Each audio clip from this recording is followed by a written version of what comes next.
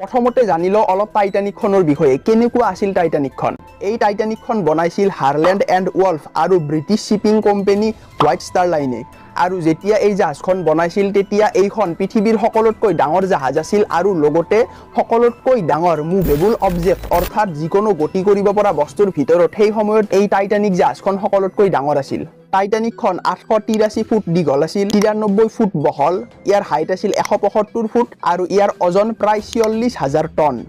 আৰু বহুত সেফটি ফিচাৰ্সও আছিল মেইনলি দুটা সেফটি ফিচাৰ্স এটা হৈছে যিটো হাল অৰ্থাৎ হাল তাক কোৱা হয় জাহাজৰ যিটো বাহিৰৰ বডি আউটাৰ বডিটো হাল বুলি কোৱা হয় ইয়াত এই যিটো হালটো দুই তৰপীয়া আছিল মানে কিবা ঘটনাৰ যদিহে প্ৰথম তৰপটোৰ কিবা ক্ষতিও হয় নেক্সট তৰপটোই বচাব তাৰ কাৰণে দুটা তৰপ দিছিল আৰু লগতে ইয়াতে 16টা ওয়াটাৰ টাইট এপাৰ্টমেন্ট আছিল অৰ্থাৎ জলৰদী এপাৰ্টমেন্ট কেইটামান যিয়ে যদিহে পানী সোমাই যায় তেতিয়া হলে সেই 16টাই ৰখাই ল'ব পানীখিনি তেনেকুৱা এপাৰ্টমেন্টও বনাইছিল